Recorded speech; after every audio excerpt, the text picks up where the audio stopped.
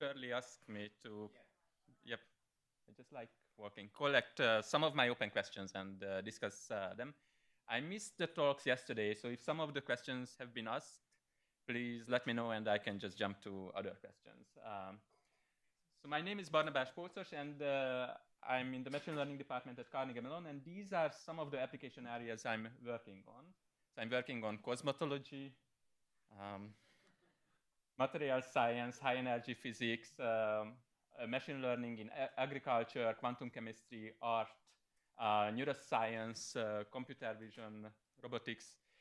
Generally, I'm interested how to use machine learning in a way that can help the life of scientists, or with Shirley's words, to make them jobless.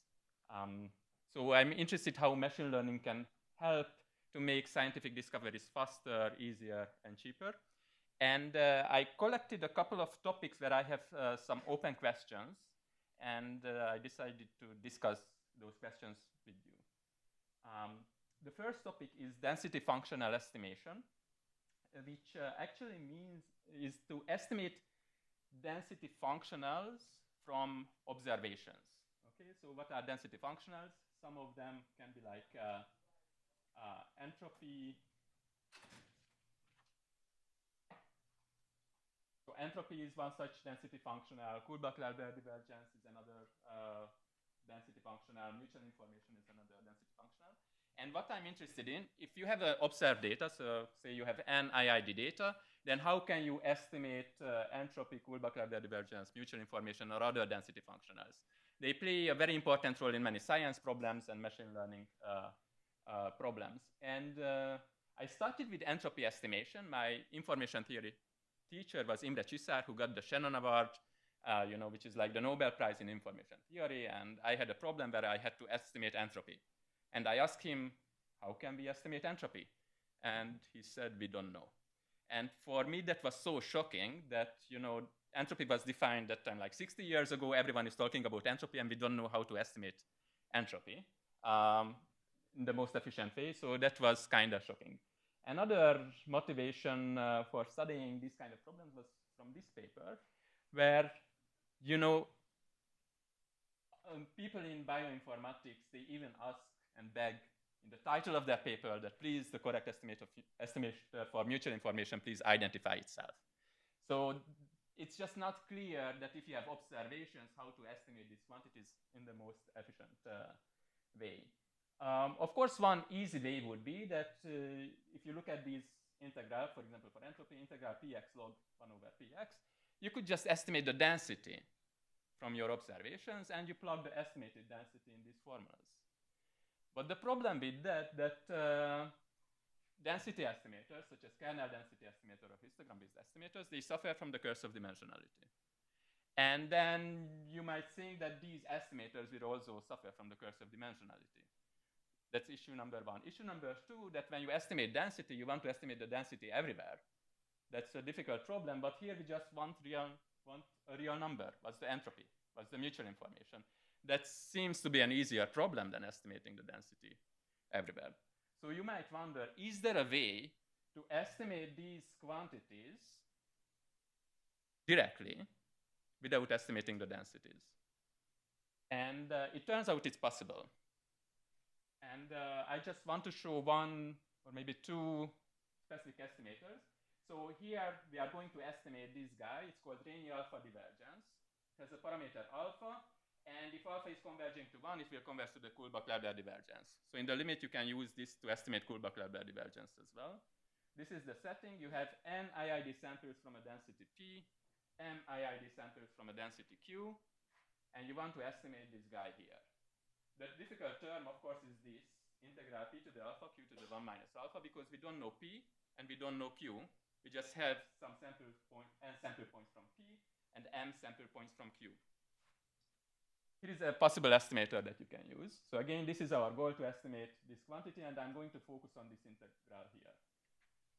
This is our domain. We are in a d-dimensional space. And here are n sample points from density p.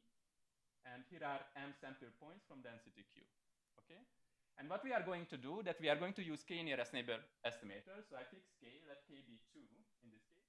And I will calculate the second nearest neighbors of each blue point. This would be the first nearest neighbor, this is the second nearest neighbor, and I denote this guy here with rho 2. And I calculate the second nearest neighbor from each blue point among the red points. So this will be the first nearest neighbor, this is the second nearest neighbor, and that quantity is denoted with nu2i. Okay, and this will be our sufficient statistics. So we calculated this rho k and nu k, and k was just, again, the number of neighbors I used. In this case, it was 2. Our goal is to estimate this quantity here without ever estimating p and q. And we can prove that this estimator here is indeed the consistent estimator of this guy. That is, if n and m is going to infinity, then this expression will converge to this expression. So what is this? It's just a sum, n minus 1 times rho k, which is calculated rho k. Here it's a k nearest neighbor. To the power d, d is the dimension, divided by n times nu k to the d. Nu was again this distance, putting to the power of 1 minus alpha, and multiplied with these gamma functions. So it's interesting to see here that we can estimate this integral consistently without ever estimating densities. You can also calculate the convergence rate of this guy, and you can prove that the convergence rate of this estimator is actually better than the convergence rate of plug-in estimators. Okay? So this is just what was for divergence. So if you ever need to estimate divergence, then this might be one way to do it without estimating densities.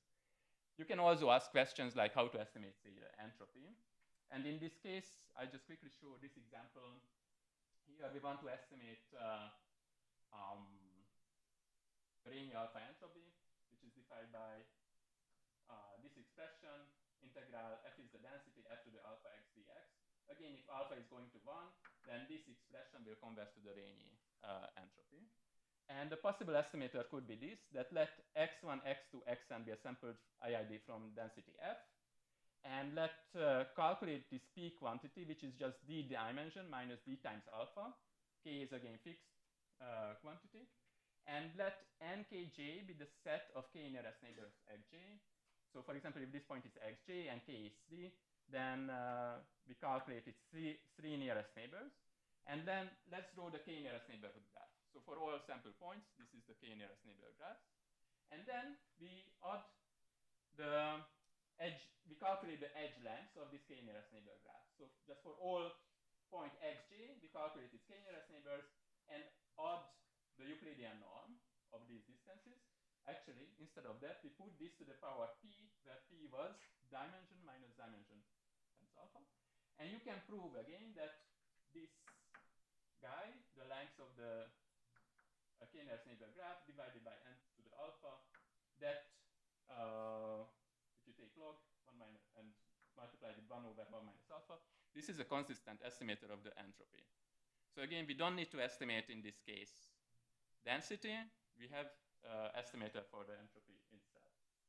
And my open questions related to this problem is that we know that we can estimate entropy, divergences, mutual information consistently without estimating the densities itself. But what are other density functionals where we can do the same thing? And what are those cases when we can avoid the curse of dimensionality?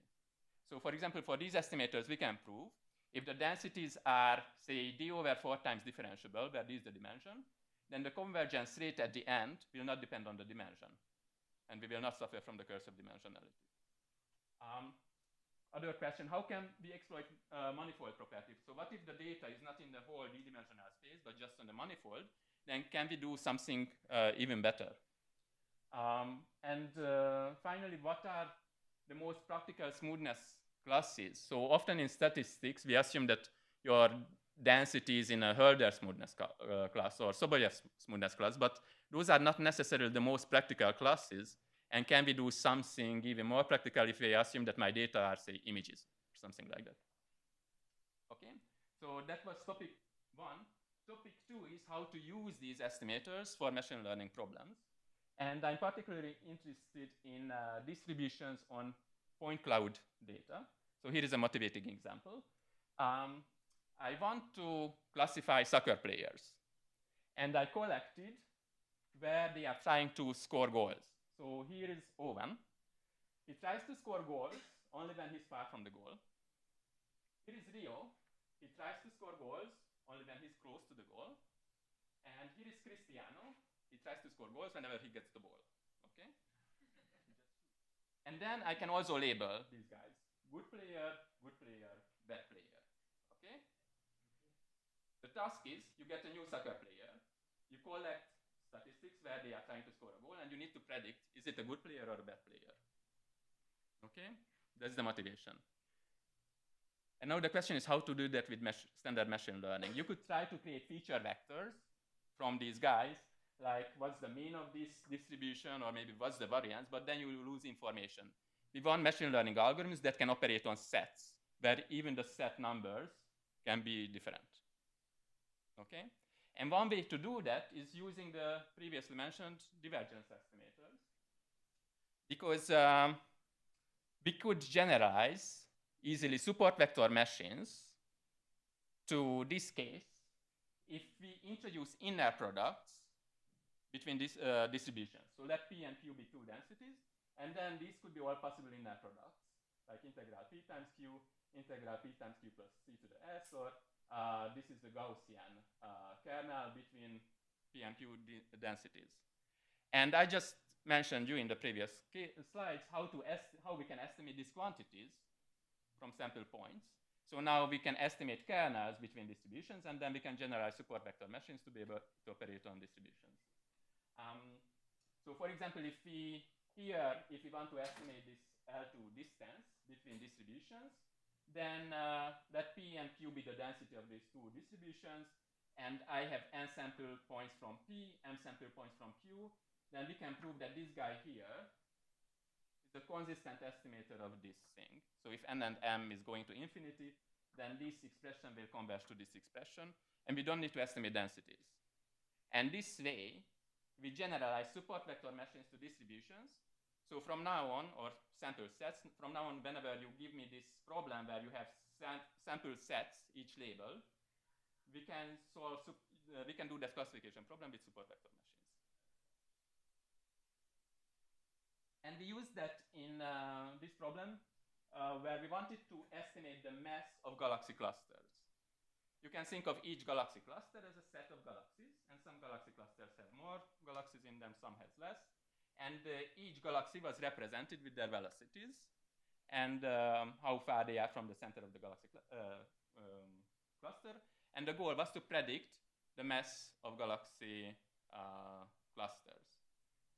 And we had a simulated data set where for simulated galaxies we knew their exact mass.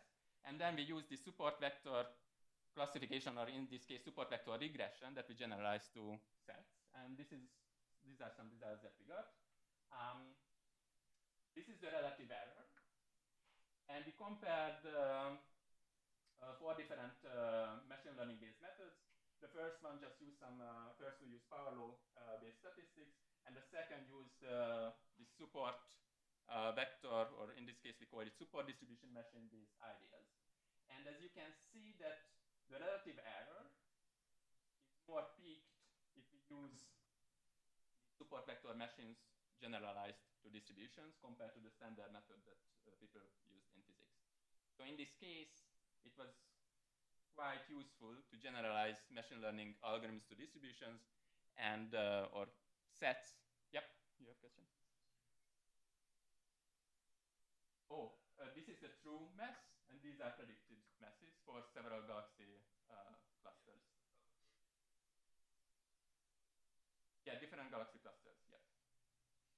Okay, so you have many galaxy clusters. For each of them, you want to predict their true mass. And this is the relative error distribution.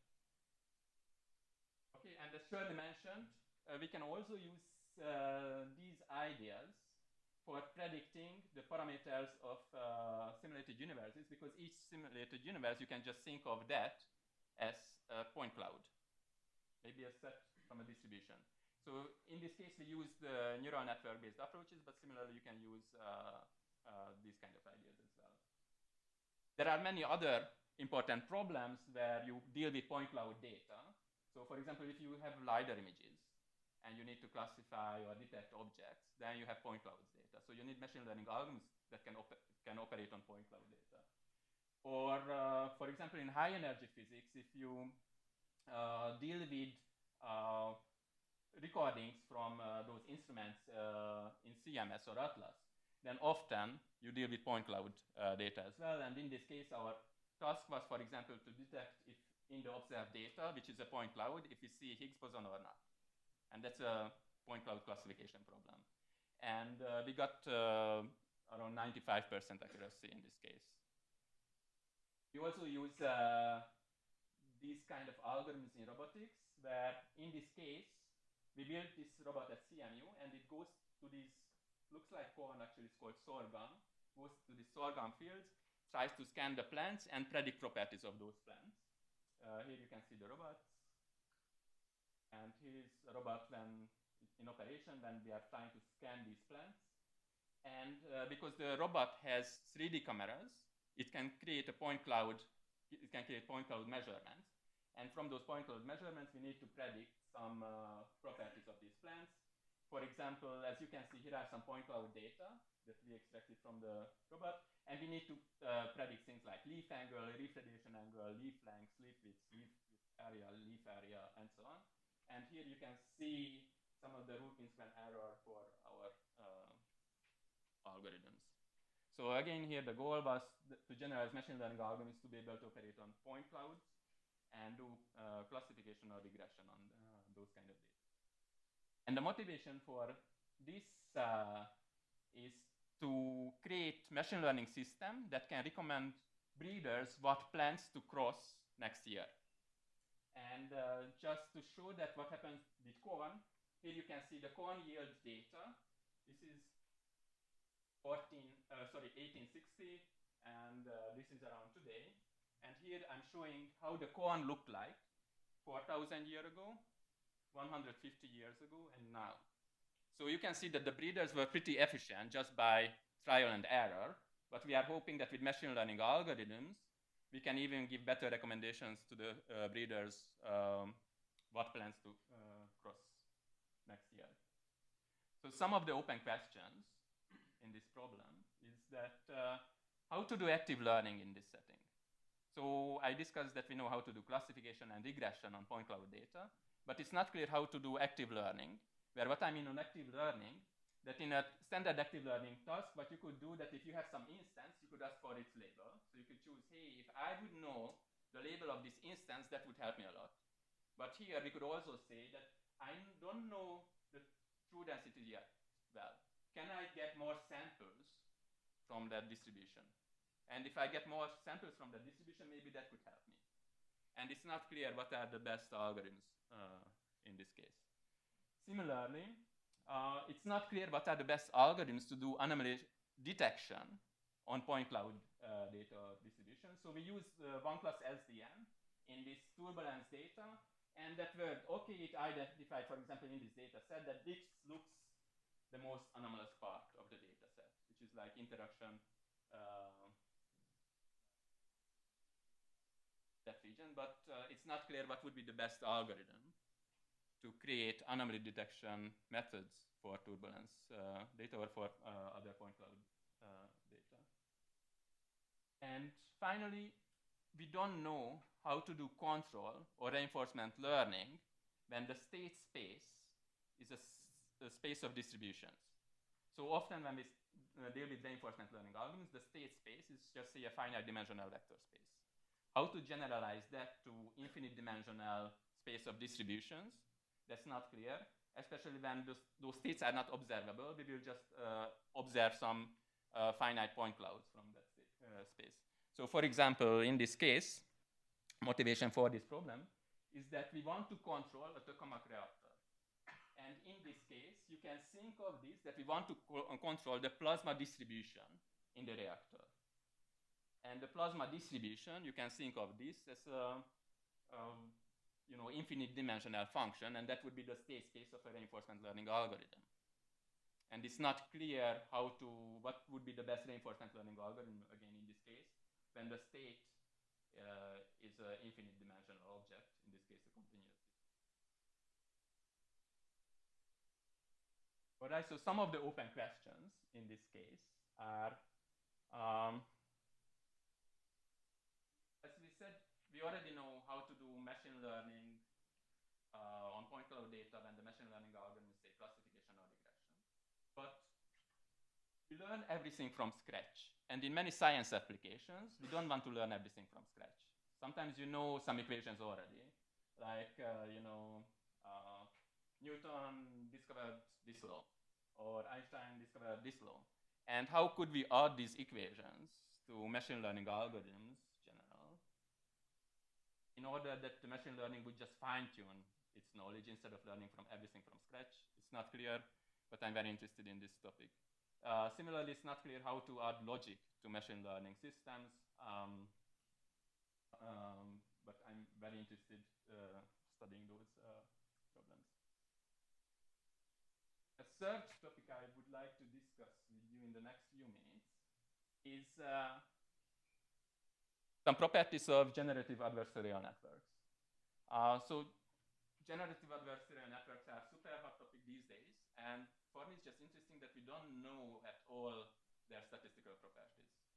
So I'm interested to study them and understand them a bit better. So I think everyone knows here is that this is the basic setting for adversarial neural networks. You have a discriminator network and you have a generative network. You try to train them from a training set, and then use the generative network to try to generate, say, face images if your training set was a set of faces, or in this case, living room images if your training set was a set of living room images. And you want the generator network to fool the discriminator network. We also use adversarial neural networks to create art. So for example, this image was created with a adversarial neural network. And if you are far enough, you might even see that actually this is a women face, and patterns were hallucinated into that image. You can also use generative models to generate, say, more galaxy images in for some problems. I'm interested how to generalize generative adversarial networks even further, and instead of just creating images, how to create, say, 3D point cloud data with adversarial neural networks, or how to create 3D meshes where you would even fit a texture on those 3D mesh and, say, put those 3D objects into computer games. Okay. Here you can see some results with the so-called point cloud GAN algorithm that we developed recently. These are some ground truth data. This is a result from a competitor algorithm, and these are some results from our method, the point cloud GAN algorithm. And as I mentioned, I'm also interested studying the statistical properties of adversarial neural networks. So in some formal level, this is the setting. We have n IID samples, x1, x2, xn, sampled IID from a distribution P. And you put these n IID samples into the adversarial neural network, and then it creates a new distribution and can sample from that new distribution p hat star, or p hat star n. And what you want to know is that if n is large enough, then the sample points that you generate, are they close enough, or are they coming from your target distribution or not? The hypothesis was, so for a very long time, is that GANs are consistent, that if the training set is large enough, then when the GANs learn well, they will be able to generate points from your target distribution. So in this case, this is the formal objective function of adversarial neural networks, where fg is called the generator class and fd is called the discriminator class. And you want to know, again, when does the distribution that you get from GAN, when does it converge to the true distribution P, and under what metric? So when you compare distributions, there are so many different metrics you can compare, like Kullback-Leibler divergence, L2 divergence, Wasserstein distance, and many others. What are those distances? when this distance would converge to zero, and with what speed GANs would converge to zero. Okay, and we have some results on this. Namely, if the discriminator and generator class are best of spaces, which just means that there's a wavelet series expansion for the members of these functions. And the discriminator and generative networks are large enough, deep enough. They use ReLU activation functions, and they are fully connected. And we also assume that this minimax problem, you solve it perfectly. Then we can prove that GANs are consistent, and more importantly, they are minimax optimal. So under these conditions, you can't even do better. But we made some strong assumptions. So one is that, for example, you solve this min-max optimization problem perfectly. And who knows whether that's true. In practice, you just use gradient descent. So some of my open questions, whether can we prove that GANs are consistent under less restrictive conditions? We don't have results for convolutional neural networks, only for fully connected neural networks. And can we generalize our results to convolutional neural networks? It's not clear how we can train GANs the most efficient way. It would be nice to understand what are the best algorithms for this minimax optimization problems. We assume that the support of the distribution is a whole, say, d-dimensional space. In practice, you are interested when the distribution is just a manifold. So say you are working with images, then you just want the distributions to be a manifold. And how to generalize our results for that, that's an interesting question. In many science problems, you don't even want GANs to learn the distribution. You might be just interested to generate more rare events. And then the question is, can we modify GANs such a way that they would be able to generate rare events instead of learning the whole distribution? Or what if my task is just to generate data uniformly from the support of the data instead of learning the whole distribution? Those are all important questions to me. So my time is up, so I stop here, but if you have questions, I'm happy to answer them.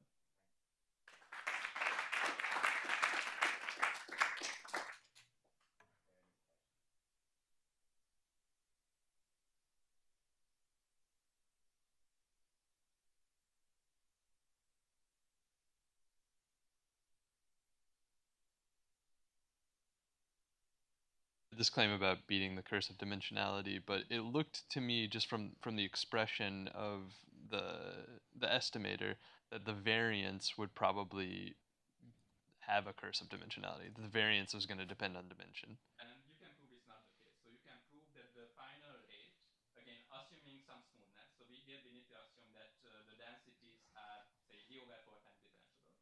You can prove that the final rate will be just n to the minus 1/2. So you get just a normal Monte Carlo type rate. You get the same parametric rate that you would get if you assume that the distributions were parametric like Gaussian. Okay. In the rate, there will be no curse of dimensionality. One thing I want to mention, though, that these rates are with big O notation, meaning that there's a constant multiplier, and often it's unclear how that constant multiplier depends on the dimension. Okay. Okay, so the final rate is constant times n to a power. That power will not depend on the dimension, but the constant might depend on the dimension. But that's the rate of convergence to the mean, but the variance still could be bad, right? Oh, the variance is included there. So the rate of convergence is bias plus variance. Okay.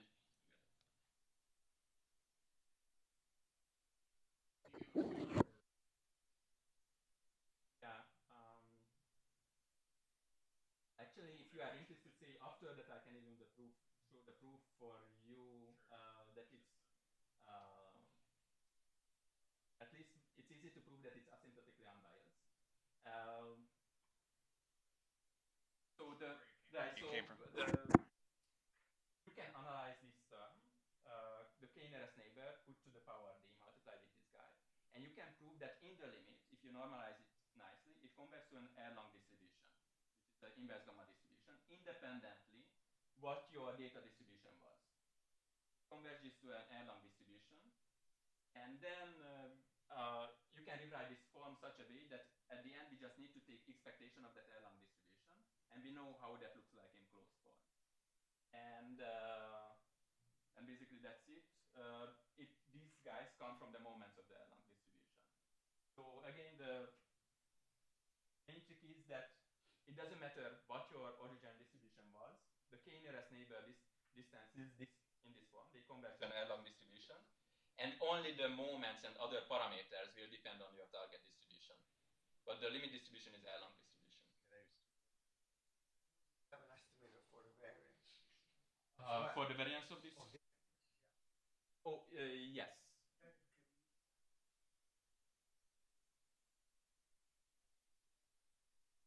That should tell you.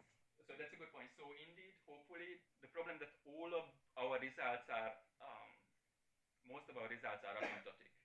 And often in active learning, you need something better than that. Because active learning is useful when you don't have so much data, right? That's when you want to use active learning. And that causes some trouble. A naive question here. So the quantity that you care about is completely agnostic to the metric in the space, whereas your estimator depends on the metric, right? Because you So have once to again, so the quantity that you care about. So I want to estimate. Yeah. This. So this does not care about the metric. It doesn't require the input space to be metric space, right? Oh. Okay. So here I assumed that you are in a Euclidean space and you have densities in that Euclidean space. And you want to estimate this quantity, it's a real number. Yeah. This will be an estimate, another real number. And I just want to know how far these real numbers are from each other. Right. But I guess the question is, does it matter which metric do you use to compute neighbors? That's a good, right. So you might be able to do something better if instead of the Euclidean distance, you say L1 distance or L infinite distance. And there are some papers who already started to ask this question. So for example, one of the most popular mutual information estimator, it doesn't even use Euclidean distance, the L infinity distance.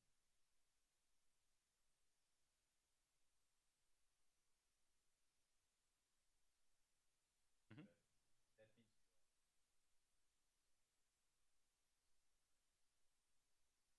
These are huge spaces, indeed. Still, so under. I understand that in the limit of experimental data growing.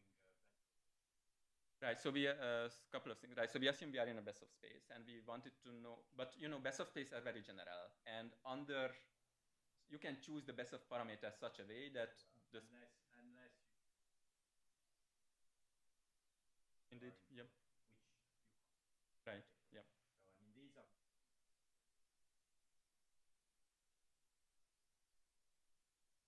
Problem is that precisely these.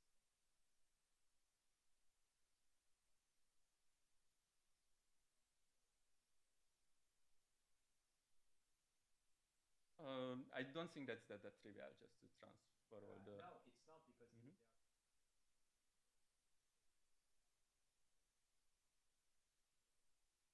So.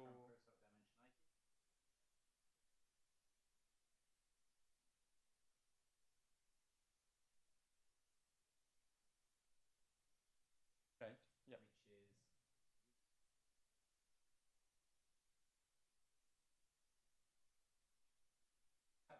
Right. So how I see is that generally it's good to know what are the convergence rates that you can get even in these spaces. Right. So we need to understand that. Yeah. That's it. Okay. Point number 2, there are interesting special cases that you mentioned, for example, Hölder space, and assuming enough smoothness in your distributions, even if that smoothness depends on the dimension, then the convergence rate can be faster. Right? So, for example, even in this case, right? So you assume that you are in this case, we are in a Hölder space, and the density is, say, d times differentiable, d over 4 times differentiable, and under that condition, you can get a fast convergence rate. So okay, but you can't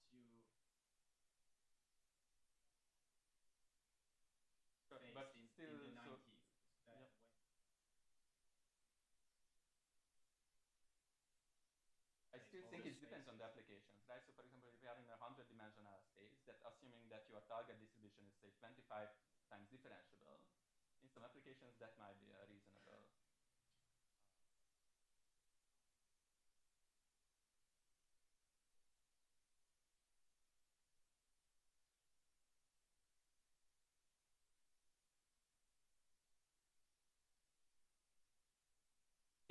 Do you need on the smoothness of the P and Q to get any rates of convergence? So it's the similar that we assume that the smoothness depends on the dimension. And in some theorems, it's the over 4 times differentiable. In some cases, the over 2 times differentiable. So we assume that. So in dimension D, what's the... Sorry.